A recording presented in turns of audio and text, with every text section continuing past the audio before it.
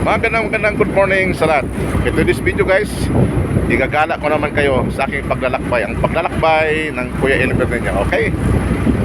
Ito na tayo guys. So, ayan o, kung nakikita nyo ang sa likod, nakatungtong ako ngayon sa isang barge, no? Isang barko. Ang barge na nagbiyahe from Samal to Davao or Davao to Samal. Vice versa guys. Ayan. Pupunta kami sa Samal kasi gustong gumala ang aking ama. Ayan, kung makita nyo guys, nakahilira yung mga bars na yan, no? Nagantay ng pasahero puntang Samal. At ang taga-Samal naman, ayan,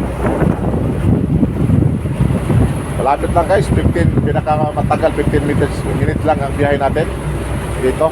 Oh, mabilis, minsan 12 minutes lang. Ayan. Okay, puro na. Andar na to at umpisa na itong gabiyahe. Ang ganda ng Davao City.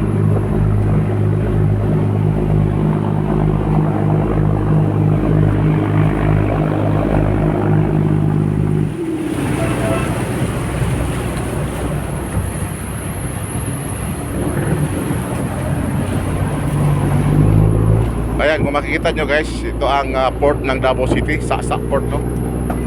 Ayan.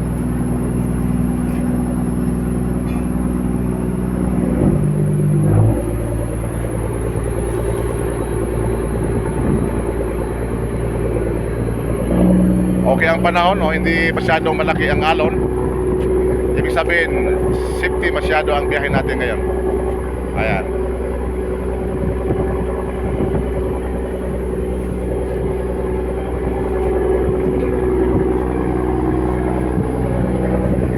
Ganun pa man, patakaran nila dito sa biyahe, wala, hindi pa nagbabago, no?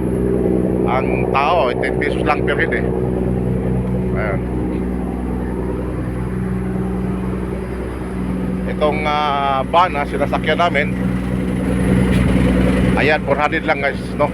Papunta doon, 400, pabalik. Balikan yan guys, 400. So, gasolina, 1,000, makakatawid ka na. Ayan. Kaya habang hindi pa tapos ang tulay dito guys, ayan, nagbabarge muna kami.